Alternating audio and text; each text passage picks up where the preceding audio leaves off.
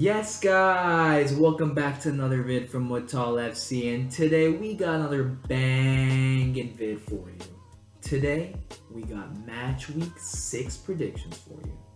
That's right. Before we get started, we got to talk about Alan St. Maximin. So Sky Sports said Alan St. Maximin's celebration was for his kid, but by the looks of it, he's trying to make another kid. Well, he shook his son. But yeah, talking about soft players, we got to talk about Chelsea. They've got a lot of good players. So kicking it off, we got Chelsea versus Man City. I'm going to go 2-0 to Chelsea.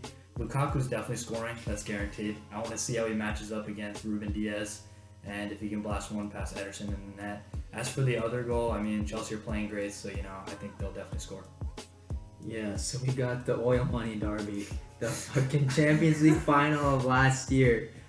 It was a pretty dead final last year, other than that one goal that Havertz scored. But Chelsea have a lot to prove. I mean, they don't have a lot to prove. They've shown so far in the first 5-6 games that they're really good. They are going to push for a title. I think City, they have a lot to prove. I mean, losing to fucking Tottenham Hotspur. I mean, we saw how Chelsea dismantled them very convincingly. I know they struggled. Maybe first half was even. The second half, Chelsea were too good. And also City, not a single shot registered against Southampton over the weekend. That is concerning. And it just backs up the point what everyone was saying in the football fan base about how they need a striker. And now when you're coming up against 3 defenders who are playing amazing, it doesn't matter if you play De Bruyne as a false 9, Foden as a false 9, Jesus, who's had a good start to the season, Rudiger will just be like a fucking attached to the hip to him. Like, there's no way any City attacker is going to have any fun. So I think Chelsea are going to keep another clean sheet, and I'm also going to go 2-0 to Chelsea.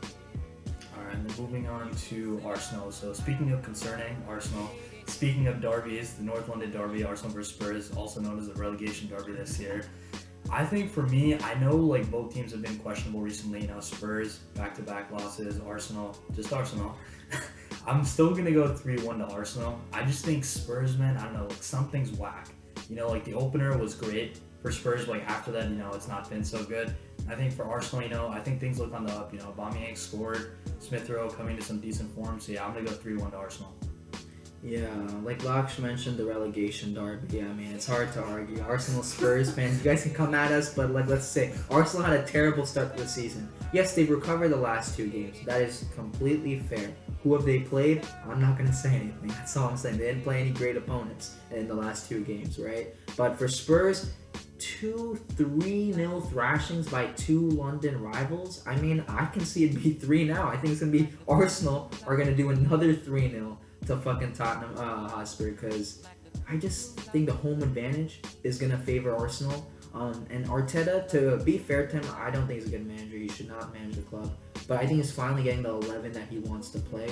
And players like Tomiyasu, who look really good at right back. Odegaard, maybe he's starting to come into form. A beautiful free kick over the weekend. I think Arsenal are just coming into a little more confidence. So I'm going to go 3-0 to the Arsenal. Alright, then moving on to Man United versus Aston Villa. So for United, Jay Link showed up, Lingardinho, fucking top bins, that was clean. And then for Villa, man, I mean, Leon Bailey, 2 goals. I mean, we're going to give him the second goal, fuck the one goal bullshits. But yeah, I think this is going to be a good game. I just think United, again, a bit too much quality, so I'm going to go 2-1 to United. I wish I could be that optimistic. Maybe it's because I'm a United fan. A lot of you guys know out there, if you watch United week in, week out, you've seen that even though we've been getting through, the points are there, we're tied with Chelsea and Liverpool, the performances, except the Leeds game, really haven't been there. United have been scraping through games. De Gea came up clutch as well. I mean, you never see him save a penalty, but he fucking did. So maybe this one for United, I don't know. But Villa will be a tough game. I don't know if Leon Bailey will be fit. He had a good 20 minutes last weekend, and if he's fit, I think he will start, and it'll be a problem. Matty Cash. I mean, the whole Villa side, they look good. I think Buendia will actually play. He didn't get to play last weekend because he had just come from Argentina. So I think he will play, which will cause United major problems because Fred, God save us. I mean, how is Fred playing on this team? How? Look at the other 10 players on the team and then look at Fred. The quality is too big. But yeah, I'm going to be optimistic because we have one player, Ronaldo, who we've seen score in every game. So I'm gonna go 1-0. It's gonna be tight, but yeah, 1-0 to United. Okay, speaking of tough games, every game is a tough game for this team. Newcastle, Watford versus Newcastle. So yeah, I mean, as you saw the intro, St. Maximin sauce. The celebration is sus though, and for Sar, I think was it 2 goals. So this is gonna be fun. So I'm gonna go 1-1 between the two teams. Yeah, Newcastle played good against Leeds. Yeah, maybe the first 20 minutes against Leeds was not great for Newcastle, but then after St. Max's goal, they really did come into it, and he's the shining light in that whole team, that club. I mean, the fans hate the manager hates the board. It's a shit show at Newcastle, but St. Max is the one bright light. And as for Watford, they've been in and out of this season. I don't think they've been as bad as people have said they are going to be. Ismail Assar is a big reason to that. Dennis, the new signing, is also a great player. I think it's going to be an even game. I think it's literally a 50-50 anyone. But I think, you know what? I think it's going to be a draw. 1-1 Watford Newcastle. Alright, and then moving on to Leeds versus West Ham. So for West Ham, Benrahma got that deflection goal. Not a real goal, but it builds his confidence, so he moved. And then as for Leeds, speaking of building confidence, Rodrigo getting the closest that he will to a goal, which is, just hopping over the ball and letting Rafinha score from 50 yards out. But yeah, I mean, this is going to be a thriller, man. I'm probably going to go 3-3 between Leeds and West Ham. I mean, these two teams are very exciting teams. We have to remember Antonio will be back for West Ham, so that's going to be a big thing for West Ham. But I mean, Leeds also, they play very exciting. Every game Leeds, but they even made Newcastle run and play an open game. Newcastle always sit back, but they made Newcastle play an open game. I think this game has goals in it. I'm going 2-3. I would love to see it. I think there's goals from Rafinha, Bamford, Antonio, Declan Rice maybe. But yeah, so 3-2 to West Ham. Alright, moving on to Brentford versus Liverpool. So, again, I think this is going to be exciting, but, Liverpool just have a bit too much quality. Maybe Tony scores, maybe he doesn't. But, I'm going to give it 2-1 to Liverpool. I mean, Brentford versus Liverpool. I mean, I love Tony, right? The dude, he's maybe not scoring as many goals as people. I mean, he's already scored 2 goals in 5 games. I think we have to give him some credit. I mean, he loves shit talking too. I mean, he said Arsenal need a striker. I mean, it's not wrong, right? Arsenal do fucking need a striker. Arsenal would take Tony in an instant. I love the dude, and I love Brentford. The whole style, they kind of remind me of Sheffield, but not the so dead play. Sheffield actually no one wanted to watch them, but Brentford play very dynamically. So I'm going 1-1. I think Brentford gets something out of this.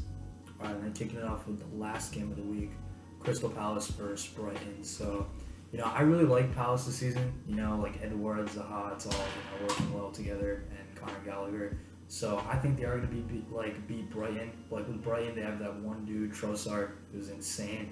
So I'm going to give it 3-1 to Crystal Palace. This is an interesting game. I know Crystal Palace got smashed over the weekend. I mean, and that's fine, right? Liverpool are a great team. But Crystal Palace overall, they've shown good signs this season, right? I know the start was a little shaky under Vieira, but I think that win against Tottenham, they'll still be in their minds. And for Brighton, I mean, I think they're 3rd or 4th.